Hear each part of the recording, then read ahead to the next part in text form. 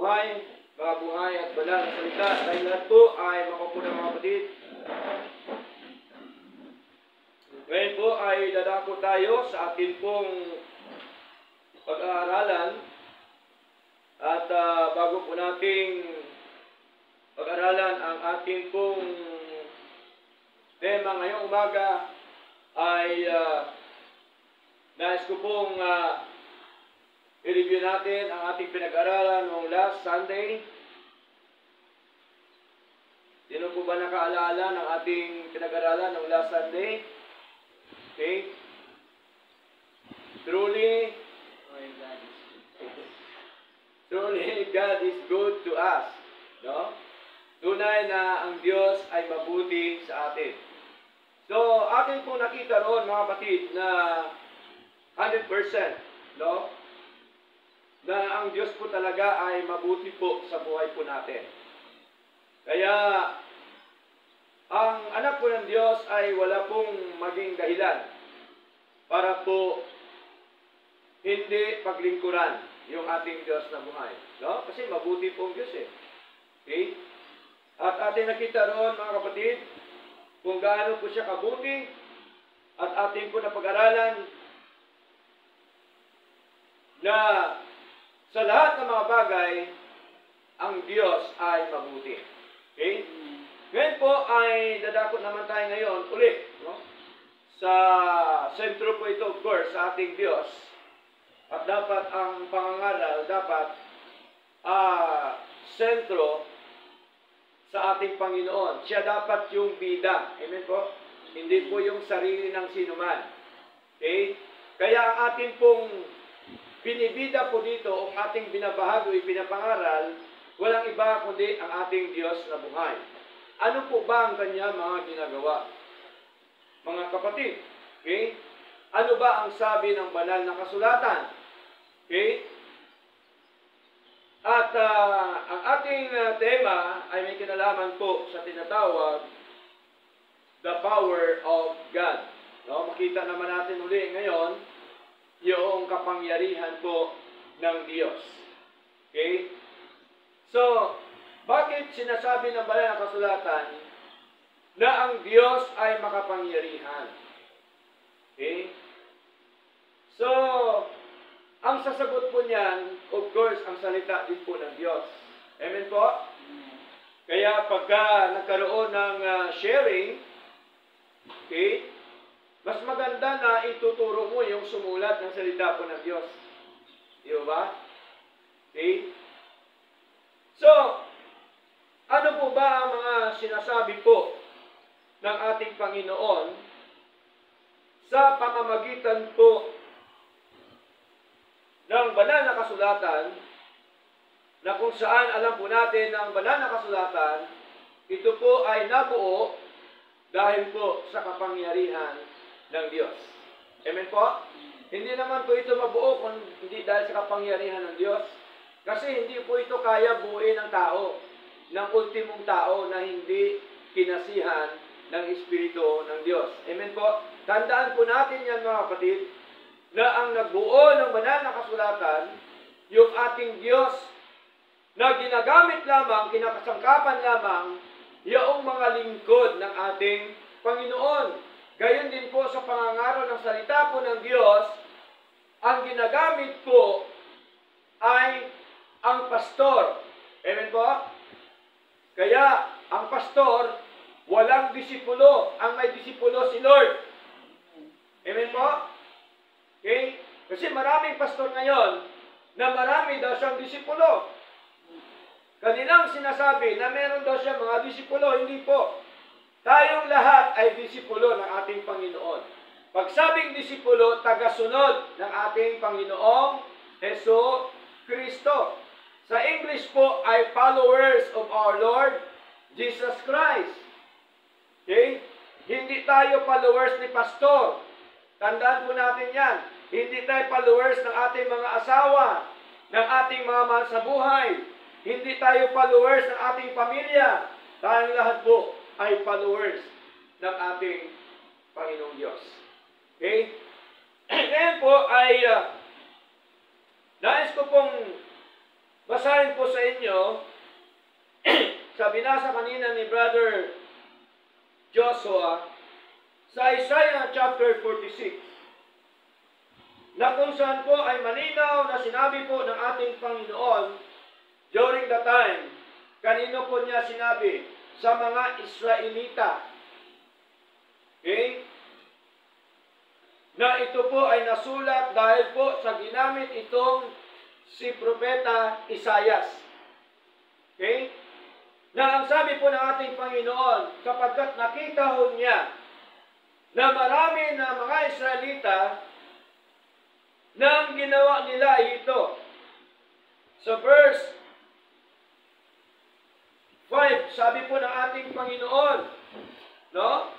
Sabi po dito sa wikang Tagalog, kanino ninyo ako itutulad at ipaparis at iwawangis ako upang kami ay magkagaya?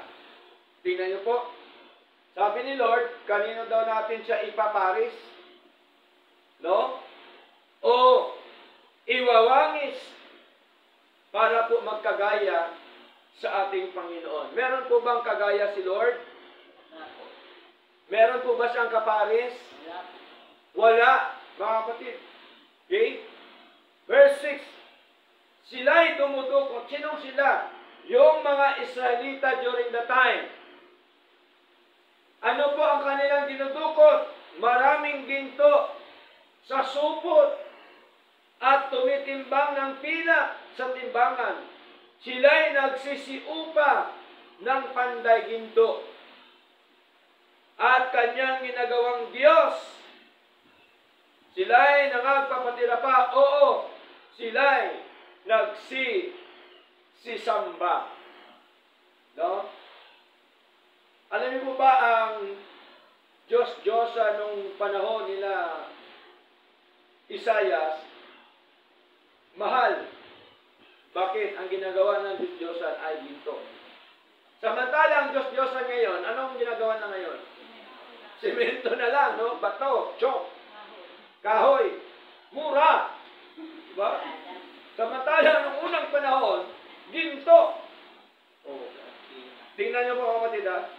Nung unang panahon, ginto nga po yun, napakamahal. Pero ayaw pa rin ang Panginoon. Hindi pa rin nagaya yung ating Diyos. Okay? Bakit? Diyos yun eh. Ibig sabihin ang Diyos, higit pa sa pilak at ginto. Amen? Kaya ang sabi ho dito, malinaw, na during the time, meron na pong mga pagsamba sa Diyos-Diyosan. Meron na pong gumagawa ng mga Diyos-Diyosan. Hindi po ngayon lang yan. Noon pa yan, nung unang panahon pa. Sa panahon nila ni Aaron. No? Sa panahon nila ni Miriam. Diba? Sino si Miriam? Diba siyang binigyan ni Lord ng ketong? Kinetong si Miriam. Diba? Magkapatid po silang tatlo. Si Moises, si Aaron, at saka si Miriam. Kaya ang sabi ng Panginoon, sila'y nangagpapatira pa? Oo, sila'y nagsisamba. Verse 7, pinapasan nila siya sa balikat. No? Natandaan nyo, nung ako ay bata pa, nakikita ko, pinapasan ng Diyos-Diyosan sa balikat pag may piyesta. Ngayon, iba na. Hindi na po pinapasan. Anong ginagawa?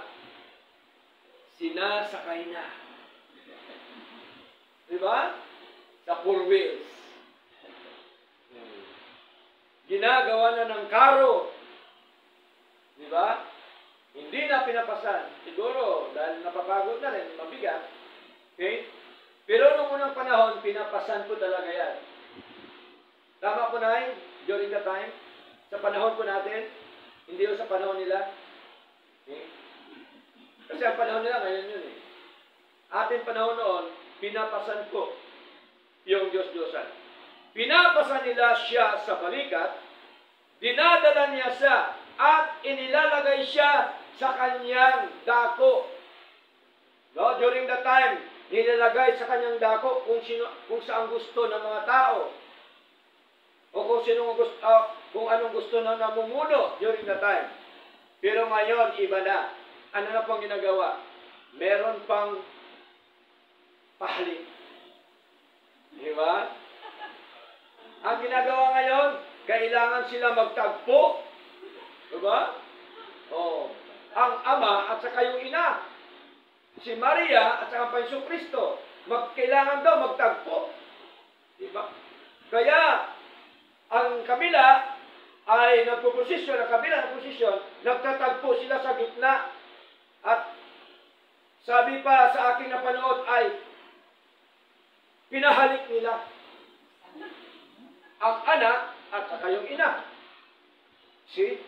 Kaya sabi ng banal na kasulatan, malinaw na inilagay siya sa kanyang dako at siya'y nakatayo mula sa kanyang dako at hindi siya makikilos.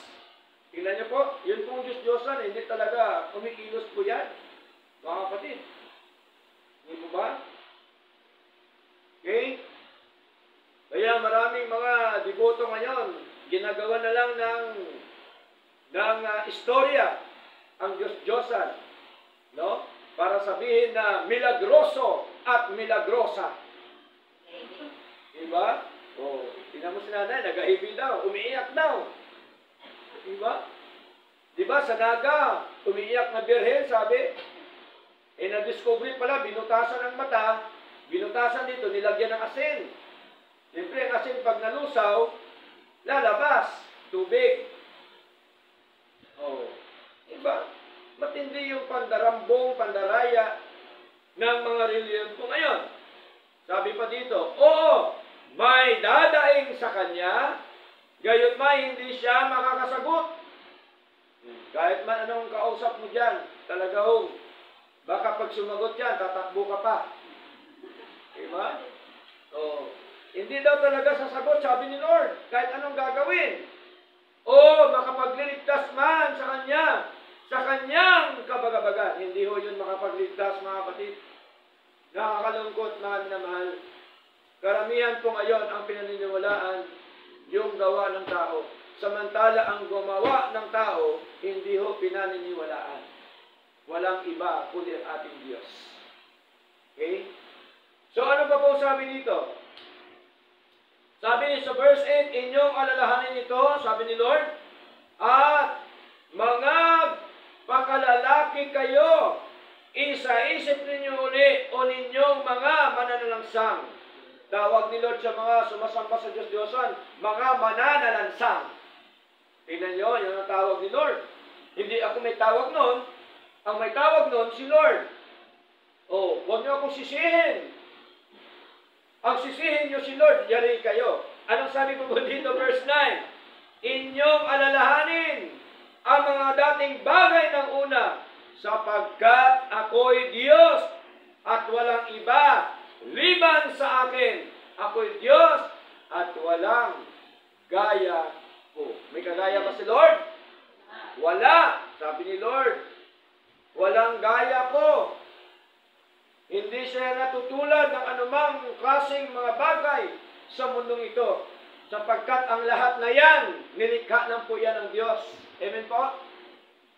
Kaya, sa ating paglilingkod, mahalaga ang lumalang kaysa nilalang. Okay? Verse 10, ang nasabi? Na nagpapahayag ng wakas mula sa pasimula. Okay? At mula ng mga unang panahon ng mga bagay na hindi pa nangyayari. May mga bagay po ba na hindi pa nangyayari, mga kapatid? May mga bagay pa ba na hindi nangyayari? Marami pang mga bagay na hindi nangyayari at mangyayari pa lang. Ang pagdating ni Lord, di pa nangyayari, di ba? Tapos sabi ng mga Koreano, nandyan na daw si Lord. Di ba? Kaya ibenta nyo na lahat nyo ng ari-arian. Okay?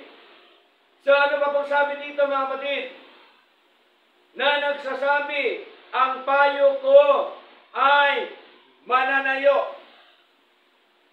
Kapatid, mahalaga yung payo ng Diyos sa buhay po natin. Amen po? Amen. Ano pa pong sabi? At gagawin ko ang aking buong kaligayahan. Nagagawa ni Lord ang lahat ng mga bagay na walang nagtuturo sa Kanya. Amen? Sapagkat siya po ay Diyos. So ito pong mga binasa po natin, tanda po ito na ang Diyos ay makapangyarihan sa lahat. Walang gaya niya, mga kapatid. At maging ang mga lingkod ng ating Panginoon during the time, mula kay Noe hanggang sa mga apostol, nakaranas po sila lahat ng kapangyarihan ng Diyos. Maging tayo nakaranas ng kapangyarihan po ng Diyos. Nakaranas po ba tayong lahat ng kapangyarihan ng Diyos? Amen. Amen! Tingnan niyo po, sa dahi-dahi ng mga tao sa buong mundo, isa po tayo sa kinilos ng Panginoon para maglingkod sa Kanya. Amen? Amen. Isa po tayo sa iniligtas ng ating Panginoon. Kaligtasang eternal, kaligtasang temporal. Dito po sa lupa, mga kapatid. Kaya, hindi ho matatawaran ang kapangyarihan ng Diyos. Hindi kayang pantayan ni numan, hindi kaya gawin ni numan, hindi ho pwedeng agawin ni numan sapagkat ito po ang kapangyarihan na ito ay sa Diyos lamang, mga kapatid. Kaya si Job, naranasan niya, mga minamahal. Job chapter 26 verse 14, ano sabi? Sabi ni Job, but the thunder of His power, who can understand? Tingnan niyo po, ang kapangyarihan ng Diyos katulad po ng kulog. Kulog ng kapangyarihan, sino ba daw ang nakakaunawa? Mga kapatid. Kaya ho, yung mga nangyayari po sa ating bansa o sa iba't ibang bansa, mga lindol, mga baha, o anuman mga nangyari, no? May mga reliyon na naniniwala na gawa daw yan ni Satanas. Hindi po. Yan po ay pinatikim ni Lord sa mga tao na yan, na kung saan po ay ayaw ni Lord na siya po ay lapastanganin ng mga taong iyon, mga minamahal. Kung inyo po natandaan yung Sodom at Gomorrah, ginuna po ng Diyos. Okay? So, huwag nating sabihin na ang diablo ang may pakanan nun. Sapagkat malinaw sa banal na kasulatan na nag-usap doon si Abraham at saka yung ating Panginoon. No? Nakipag-bargaining pa si Abraham during the time para wag lang gunawin ang Sodom at Gomorrah.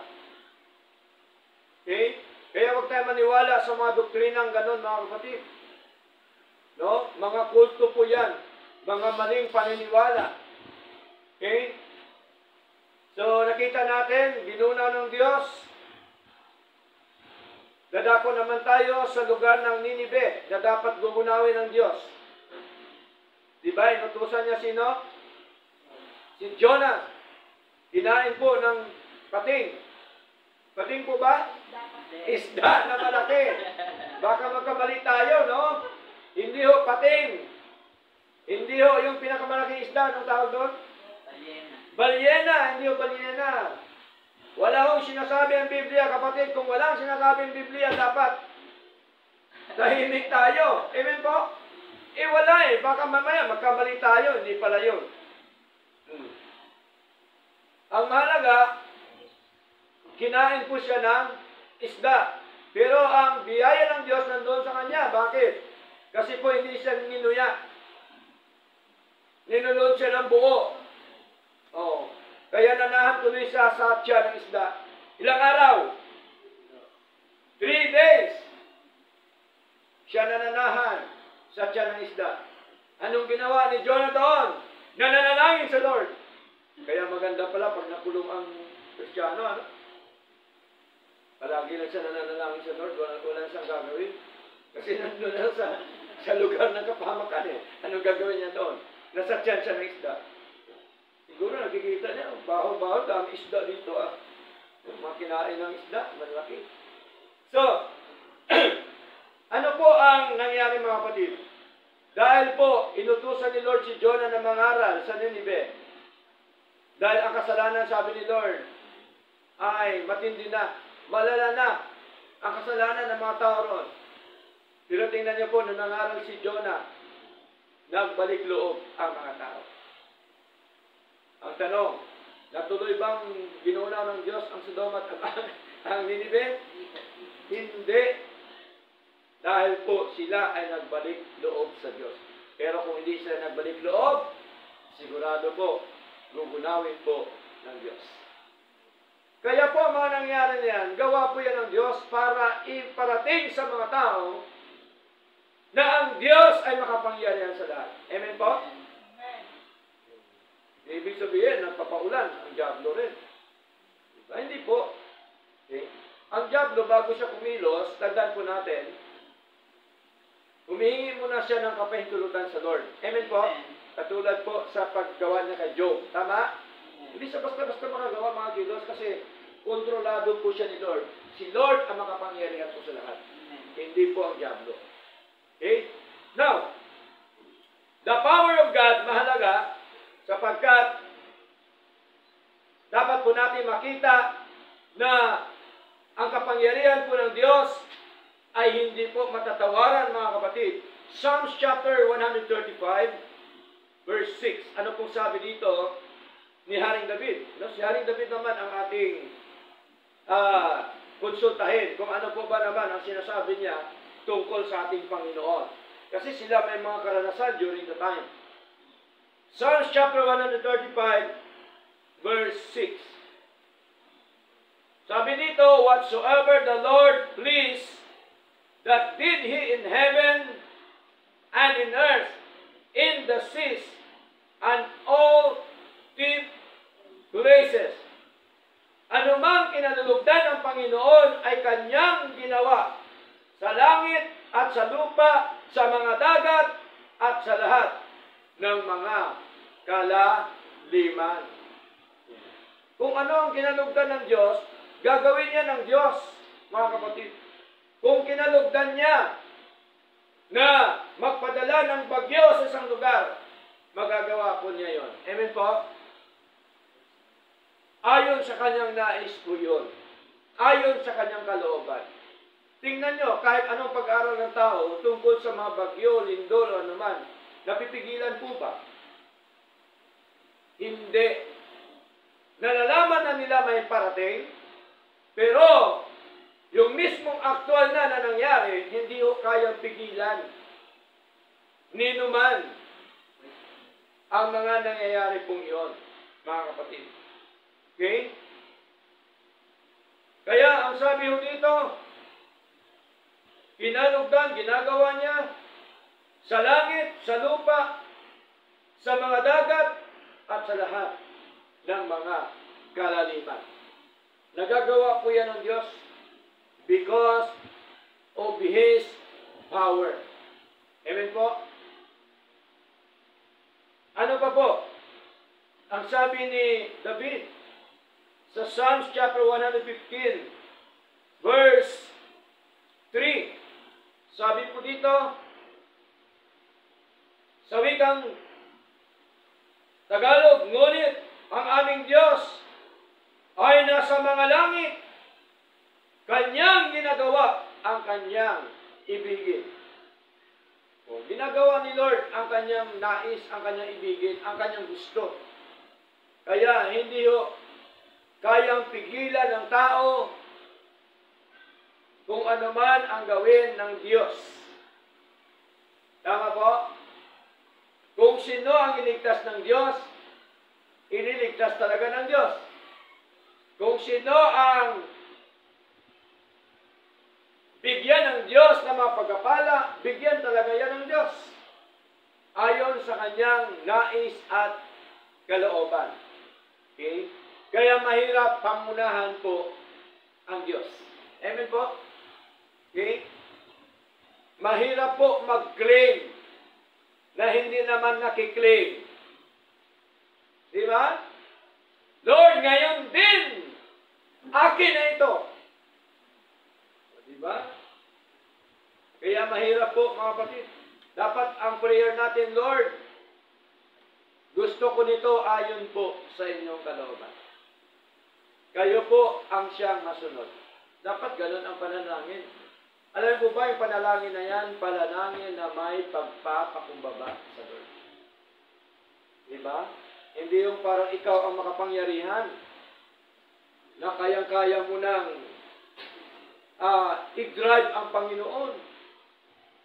Diba? So, mahirap po mga kapatid. Once na hindi mo alam ang katotohanan, ang kapangyarihan ng Diyos, maaaring ganun ang attitude ng maraming Kristiyano.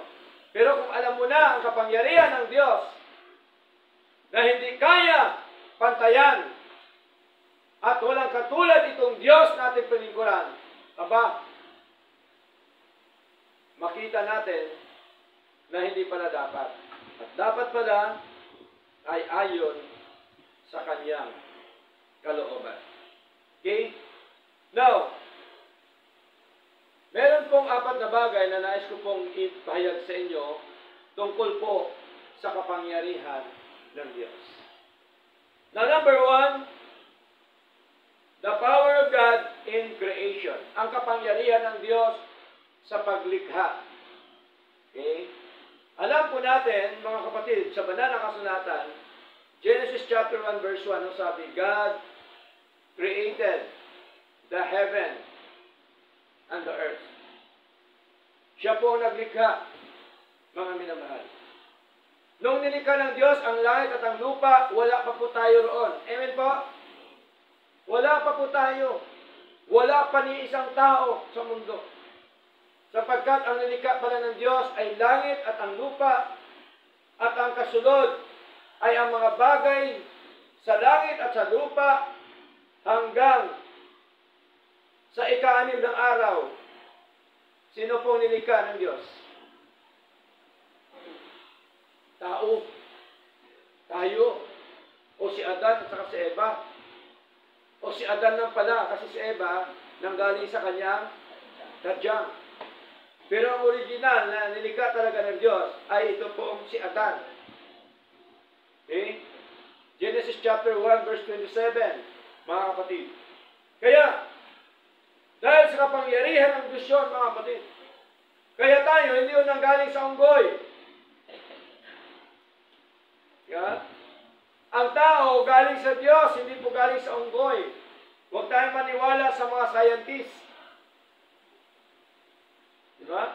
Papayag ka ba na mukha natin katulad ng unggoy? Hindi po. Mas maganda at gwapo tayo kaysa unggoy. Okay? So, ang ibig ko lamang sabihin, mga kapatid, buong universe at human being, ginawa po ng ating Panginoon. Kaya, ano pong sabi dito, mga kapatid? Sa aklat po ng Jeremiah, basahin po natin. No? Katabi ni Isaiah. Jeremiah chapter 32, verse 17. Sabi nito, O Lord, behold, Thou hast made the heaven and the earth by Thy great power and stretched out arm, and there is nothing too hard for Thee. Meron bang mahirap sa Diyos? Walang mahirap po sa Diyos, mga kapatid. Malinaw na sabi, Panginoong Diyos, narito, iyong ginawa ang langit at ang lupa sa pamamagitan ng iyong malaking kapangyarihan at sa pamamagitan ng iyong unat na kamay. Walang bagay na totoong mahirap o napakahirap sa iyo. Walang bagay po na mahirap sa Diyos. Walang imposible sa Panginoon. Amen po? Nagagawa po niya lahat, mga kapatid. Kaya wala din imposible na tayo'y baguhin ng Diyos. Amen po? Amen. Wala din imposible na tayo iligtas ng Diyos sa pamamagitan po ng kanyang kapangyarihan. Okay? Kaya ang kaligtasang eternal, hindi po yan gawa ng tao, kundi gawa po yan ng Diyos. So, ganun po kapangyarihan po ang ating Panginoon. Ano pa po, mga kapatid? Ano pa po sabi dito? Sa aklat po ng Colossians, no? Sa lumang bagong tipan, Colossians chapter 1. Basahin po natin. Ito naman ang tinutukoy dito, ang ating Panginoong Kristo. Kung ating laliman na pag-aaral, kasama na po ang ating Panginoong Kristo because our Lord Jesus Christ is a living word. No? Siya po ang buhay na salita. Yung Logos. Colossians chapter 1, verse 16. Anong sabi dito? Sapagkat sa pagitan niya, sinong niya, ang ating Panginoong Kristo, ang lahat ng mga bagay ay nilikha. No? Ibig sabihin, kasama na siya, hindi pala siya nag-exist during the time. Kasi siya po yung salita ng Diyos Ama. Yung living word na nasa langit at na nasa lupa. Mga nakikita at mga di nakikita. Maging sila man ay mga trono o mga pamalaan o mga pamunuan o mga kapangyarihan. Lahat ng mga bagay ay nilikha sa pamamagitan niya at para sa Kanya. Verse 17. At siya ay una sa lahat ng mga bagay at sa pamamagitan niya ang lahat ng mga bagay ay malagi. Tingnan niyo po. So malinaw po mga kapatid na kung ating pag-usapan yung Godhead pagka-Diyos, kasama na po siya ng Diyos Ama. Kaya isang Diyos po sila. Amen po? Na nahayag bilang Ama, Anak, at banal na Espiritu. So, yun po ang ginawa ng Diyos, mga kapatid, para po ating makita ng Diyos na ito na atin pong pinaglingkuran ay pinaka makapangyarihan sa lahat. Nagagawa ng Diyos ang nais niyang gawin. Okay? Sa lahat po na aspeto ng buhay natin, anuman ang kalooban ng Diyos, magaganap at mangyayari po, mga kapatid. Kaya, yung ating buhay sa mundong ito, hindi ho dapat tayo matakot. Bakit? Sapagkat alam po natin na ang Diyos na ating pinagkuran ay makapangyarihan po sa lahat. Siya po ang may hawak ng buhay natin, ayon po sa kanyang kalooban. Mga minamahal, yun po ang kainaman pag naglilingkod ka sa Lord. Hindi ka natatakot kahit kamatayan. Amen po? Amen. Kasi alam mo, nasa Diyos ka. Alam mo na ang Diyos ang pinilingkuran mo, makapangyarihan po sa lahat. Kaya mahalaga po mga kapatid, na makita ho natin yung kapangyarihan ng Diyos sa kanyang mga nilikha, mga kapatid. Now, ano pa po ang sabi dito? Sa Isaiah, Isaiah chapter 45, verse 12. Okay, taga-taga po tayo mga kapatid para may ebidensya po tayo. Isaiah chapter 45, verse 12, ano sabi? I have made the earth, sabi ni Lord, and created man upon it. I, even my hands, have stretched out the heavens, and all the host have I commanded. Aking ginawa ang lupa, at nilalang ko ang tao rito. Ako, sa mga tuwid bagay ang aking mga kamay, nagladlad ng langit, at sa lahat na tatanaw roon ay nag-utos ako. So nagagawa talaga ni Lord ang lahat na mga bagay sa mundo ito. Okay? Kaya po, mga minamahal, may tanong. Lahat ba ng mga bagay nagagawa ng Diyos? Amen. Lahat ng mga bagay nagagawa ng Diyos o nagawa ng Diyos. Pero may mga bagay na hindi ginawa ang Diyos. Ano po yun? Ang Diyos ay hindi nagsisinungaling. Okay? Nagawa niya lahat ng bagay, pero may mga bagay na hindi niya ginawa. Yung pagsisinungaling. Alam niyo po ba, maraming mga pastor dyan hindi naniniwala. Sabi nila, nilapastangan mo naman ang salita ng Diyos. I-biblical po yan na ang Diyos hindi nagsisinungaling. No? Kaya sabi ni Titus, chapter 1, verse 2, in hope of eternal life, which God that cannot lie promised before the world began. Hindi nagsisinungaling si Lord. Ba? Hindi nagsisinungaling, hindi nagkakasala si Lord. Banal si Lord. Diba? So malinaw po mga kapatid, dahil sa kanyang kapangyarihan, nagagawa niya ang lahat ng mga bagay. Number 2, the power of God in eternal salvation. Ang kapangyarihan ng Diyos sa walang hanggang kaligtasan. Tingnan niyo po. Kaya ang kaligtasan po natin, gawa po ng Diyos. Hindi tayo naniniwala na gawa ng tao ang kaligtasan. Hindi tayo naniniwala na ang kaligtasan ay desisyon ng tao. Hindi tayo naniniwala na ang kaligtasan eternal ay gawin ng tao para sa maligtas. Hindi po. Ang gumawa ng kaligtasan natin ay ang Diyos. Amen? Sa anong paraan? Number 1, yung tinatawag po na election or chosen. We are elected or chosen by God the Father before the world began. May mga talata po ba tayo?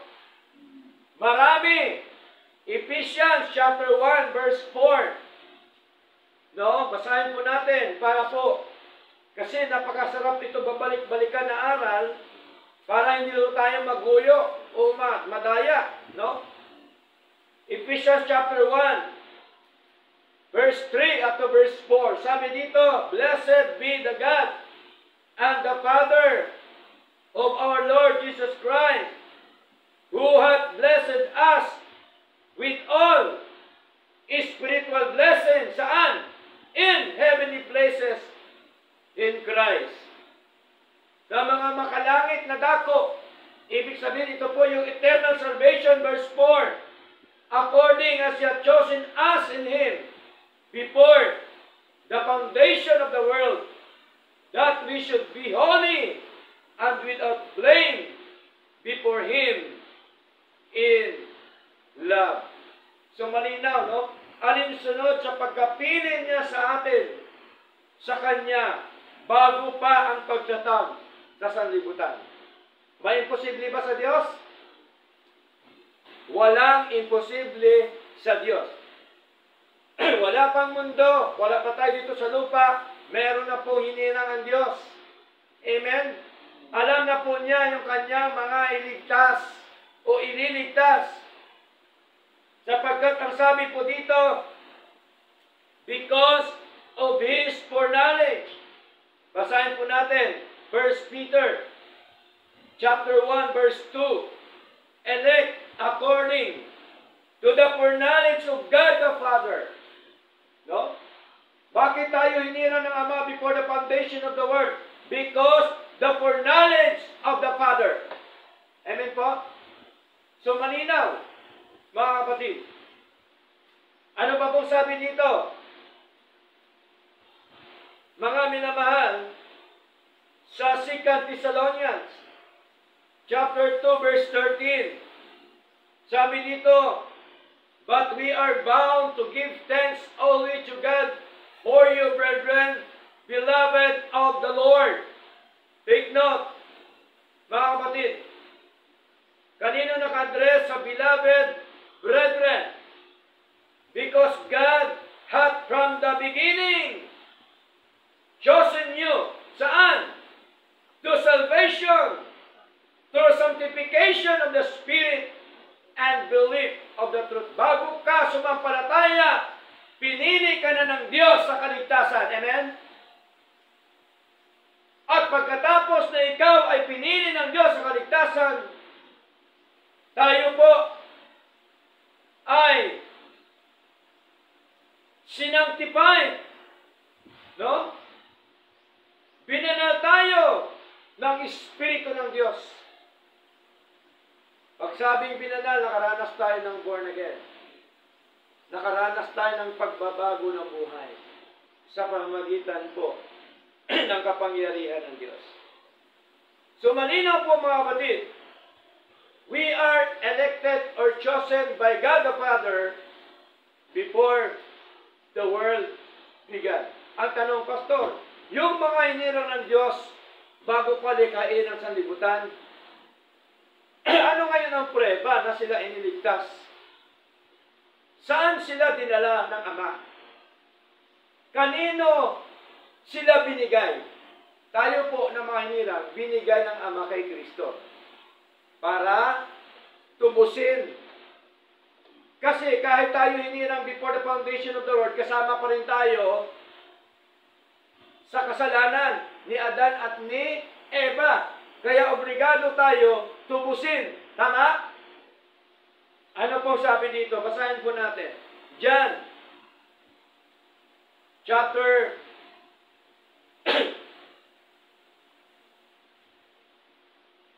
John chapter 6. No? Mga kapatid. Anong sabi dito?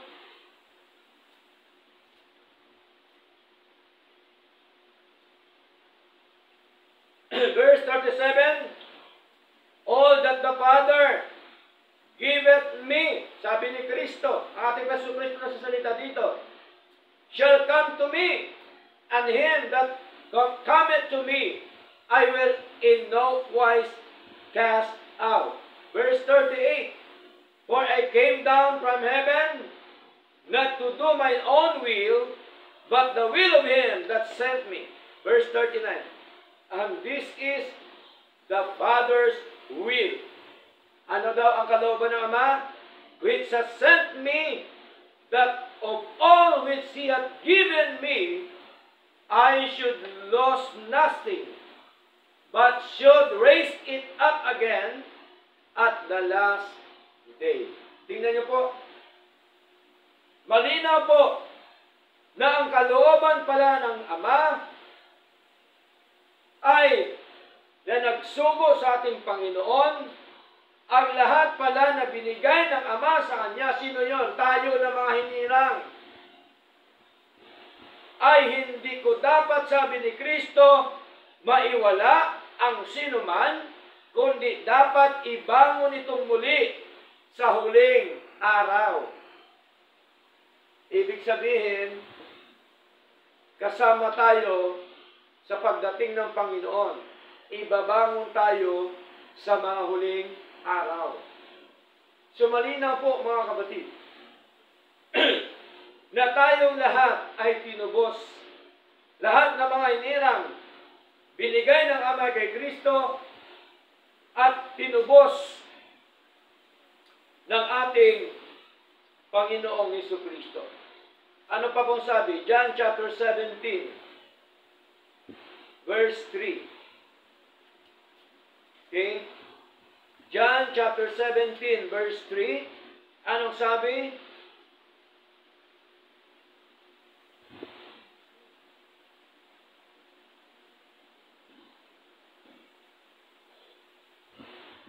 verse 2 up to verse 3, as thou hast given him power over all flesh, that he should give eternal life. Tingnan niyo po. Oh.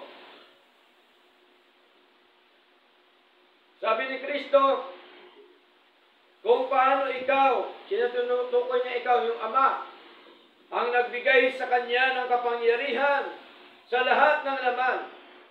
Ang sabi dito, ituloy natin, upang siya ay dapat magkaloob ng walang hanggang buhay sa gaya ng marami na iyong naibigay sa Kanya. Okay? Tayo po ang binigay sa Kanya. Kanino? Kay Kristo. At ito ang buhay ng walang hanggan na kanila kanawang makilala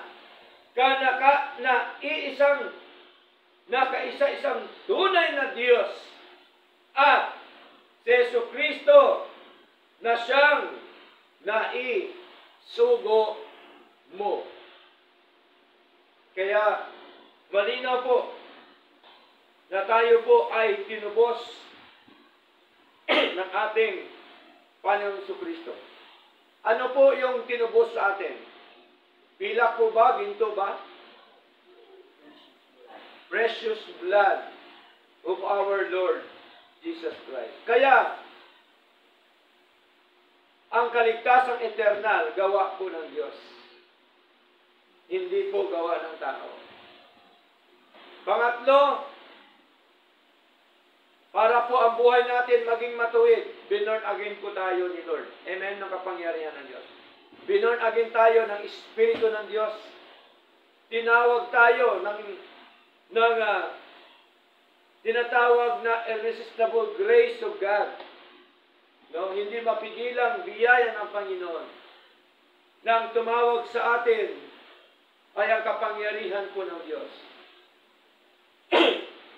Ang nag-born again sa atin ay walang iba kundi ang banal na Espiritu.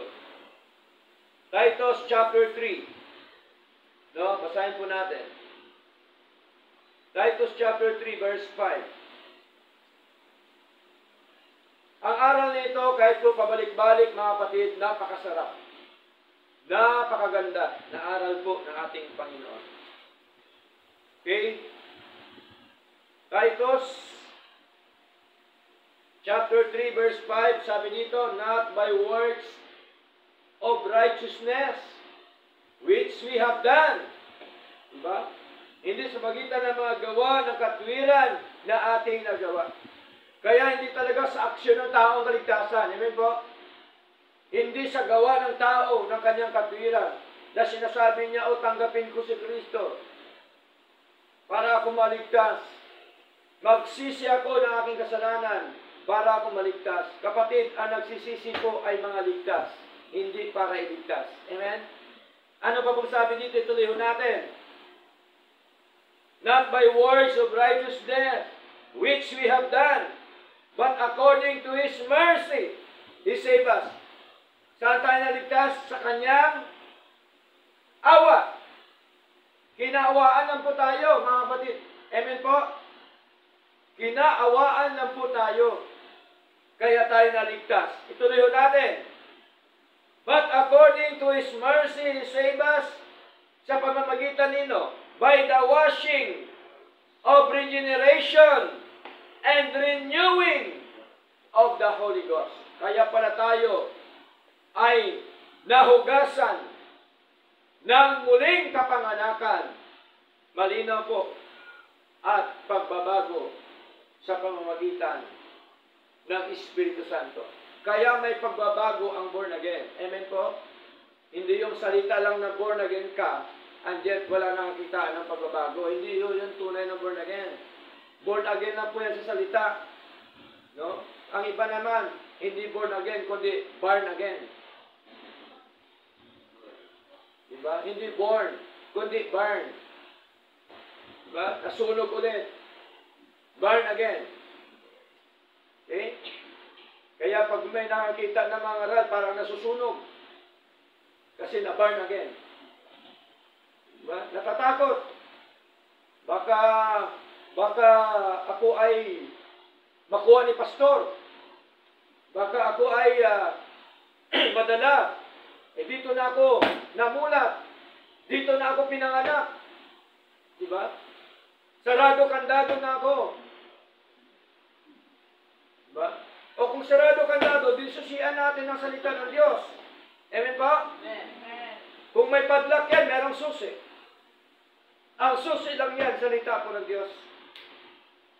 Mahalaga po mga kapatid, na makilala natin yung Diyos natin pinagpala. Na siya pala ay makapangyarihan po sa lahat.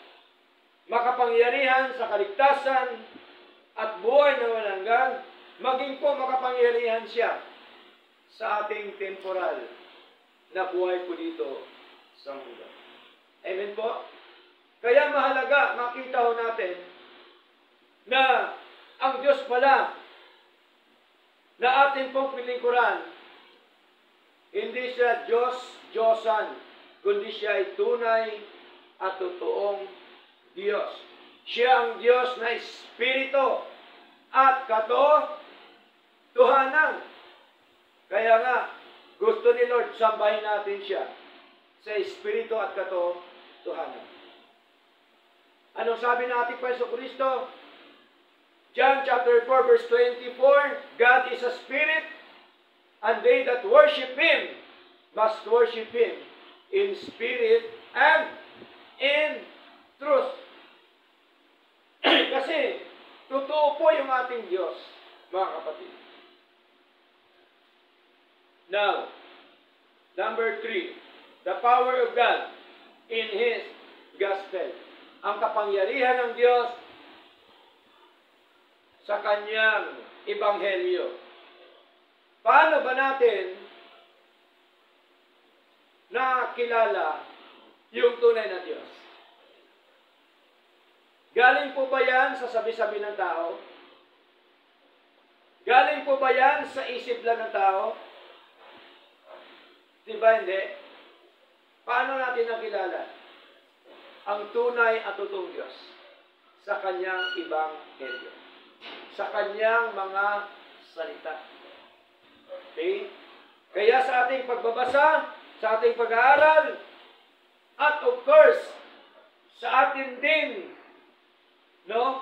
mga mentor na nagtuturo sa atin, hindi naman sarili nila yan na salita, kundi galing po sa banal na kasulatan.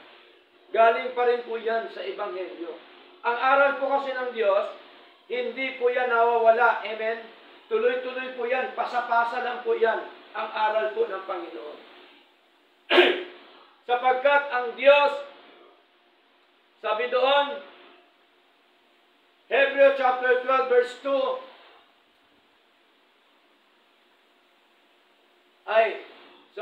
Hebrew chapter 13 verse 8, ano sabi ron?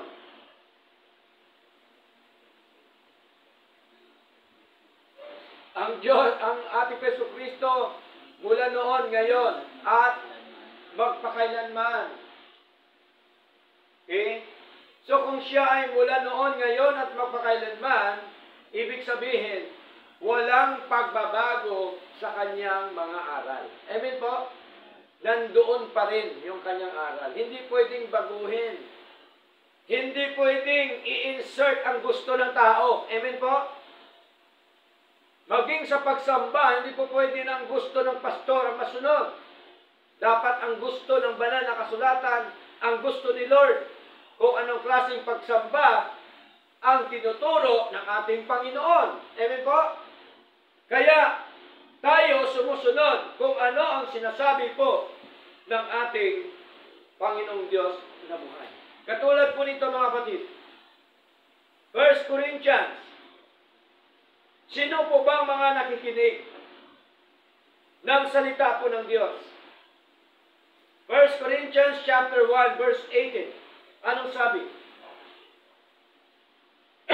Sabi po dito ni Pablo, for the preaching of the cross is to them that perish foolishness, but unto us which are saved, it is the power of God. Tingnan niyo po. Sabi dito sa Tagalog, sapagkat ang pangangaral ng cross sa kanila na napapahamak ay kamangmangan. Tingnan niyo po, sa mga tao sa labas, ipangaral mo tungkol kay Kristo, sa kanila yan, walang kwenta. Kamangmangan yan. Pero sabi ni Lord sa pagitan ni Pablo, sa mga naligtas, ito ay kapangyarihan ng Diyos. Di ba? Kita mo sa atin ng mga naligtas, gustong-gusto natin pakinggan ang aral ng Panginoon. Amen po? Kasi tayo'y naligtas, mga kapatid. Kaya nakikinig ng salita ng Diyos ay mga ligtas. Amen? Sapagkat ang hindi po, ang mga taong napapahamak para sa kanila, ang salita ng Diyos ay kamangmangan. Okay? So malinaw po, ano pa po sabi dito? Romans chapter 1 verse 16. Okay? Under the power of God in His gospel. Ang kapangyarihan ng Diyos sa kanyang ebanghelyo. Sabi po ni Pablo, for I am not ashamed of the gospel of Christ, sapagkat hindi ko kinahiya ang ebanghelyo ni Kristo. Dapat ganun po ang ugali natin, huwag natin ikahiya. For it is the power of God unto salvation.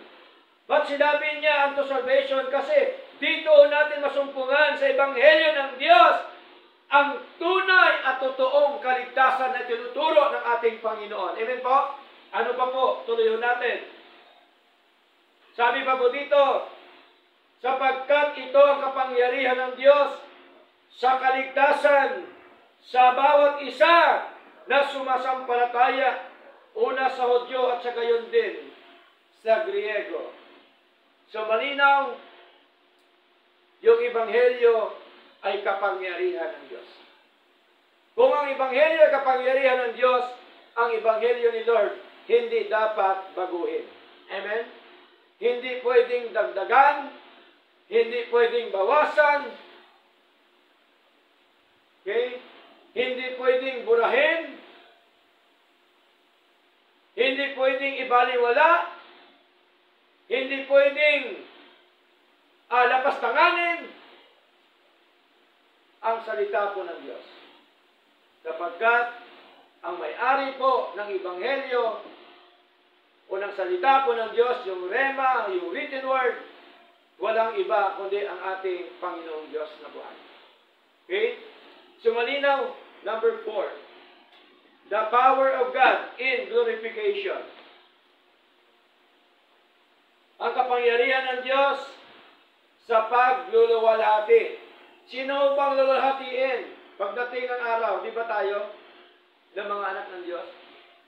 Pag sabing luluwalhatiin, yung pagkuha sa atin ni Lord, makasama niya doon po sa langit, sa kanyang muling pagbabalik. Yun po yung tinatawag na second coming. Bakit second coming? Kasi napunta na si Lord dito, unang coming. Tama? Unang coming. Tinubos tayo. Second coming, kukunin tayo. Amen po? Kaya sinabi niya, ang mga ibinigay ng Ama, hindi ko iwawala, bagkus sila'y aking bubuhayin sa mga huling araw. Yun po yun, mga kapatid. Okay? Glorification, mahalaga. Sino may gawa? Tao po ba? Ang Diyos pa rin. Part po ng ating eternal salvation ito. Part ng ating doctrine of grace na kung saan po the power of God in glorification. Okay? Hindi naman kaya gawin ng tao yon na ang mga niligtas ni Lord ay sasalubong sa Lord siya ipapawid. Diba? Hindi mo naman kaya na kahit gawan ka ng pakpak ng tao, makasalubong sa Lord. O, tingnan niyo po, dahil sa kapangyarihan ng Diyos, tayo po ang sasalubong sa ating Panginoon. That is glorification, mga kapatid. Basahin po natin, aklat po ng 1 Thessalonians.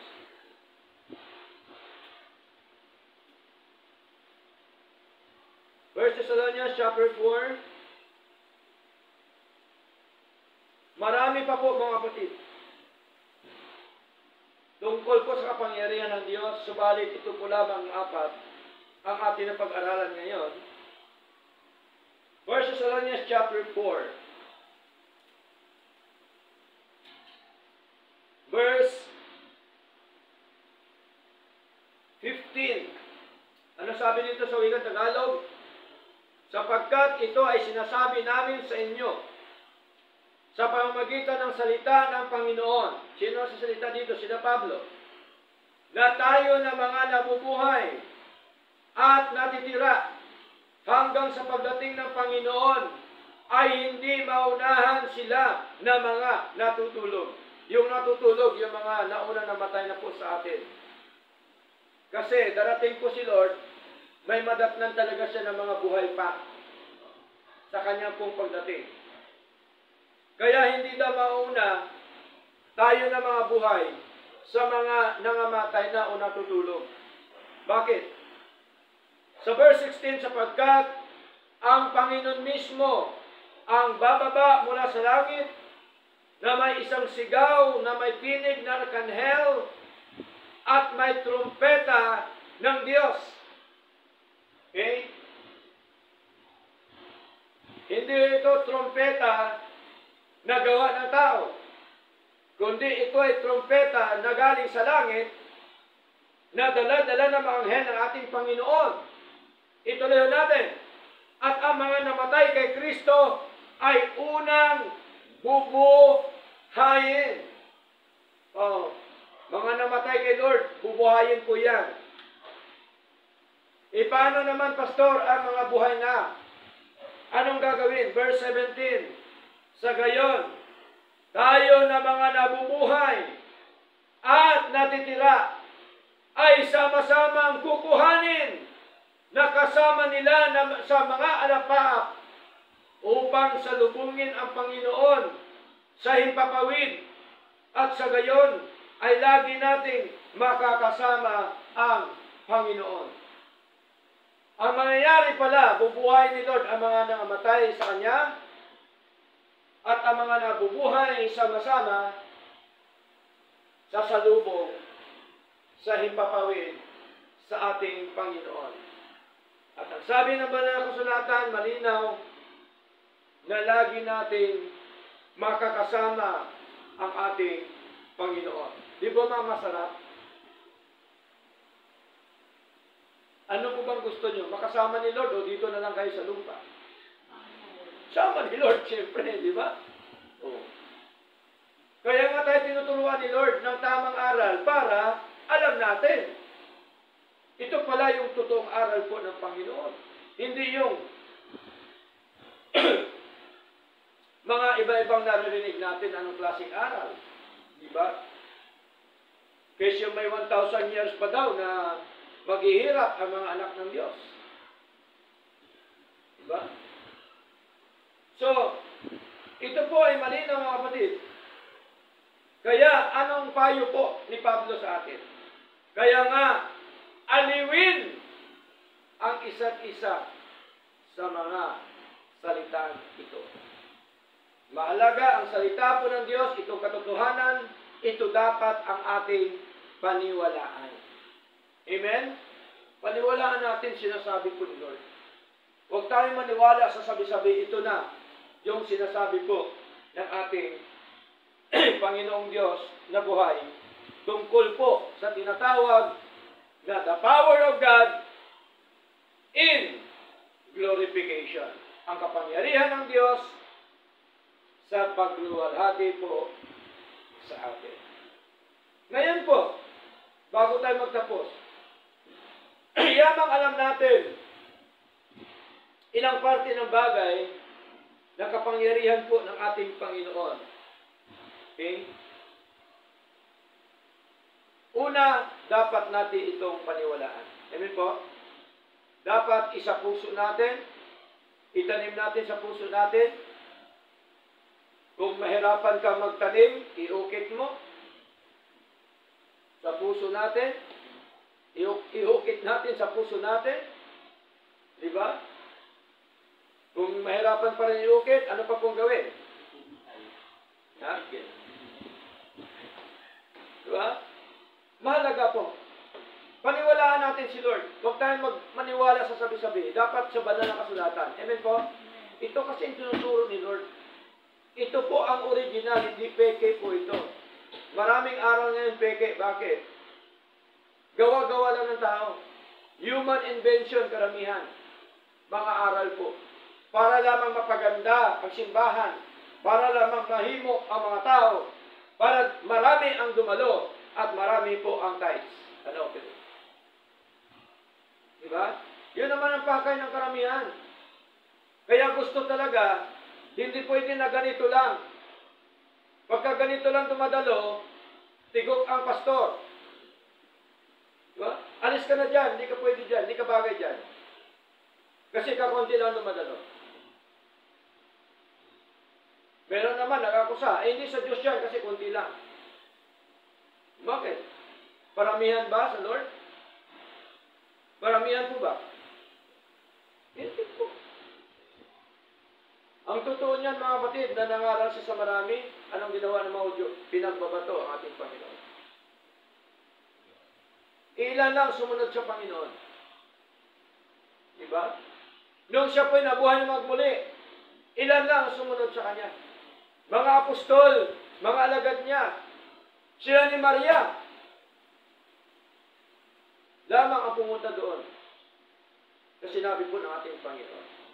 Halos, napakaraming tao, hindi yun naniniwala sa Kanya.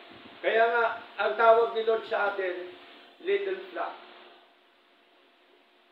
Little children. Sabi ni John. Kasi kaunti lang talaga ang totoo na sumusunod sa ating Panginoon. Okay? Meron dyan marami, umpisa lang, pagdating sa dulo, sa kalagitnaan, wala na. Napapagod na. Sa paglilingkod sa Lord, dapat hindi tayo mapagod. Kaya nga sabi ni Lord, dapat tayo kumakampay katulad ng agila.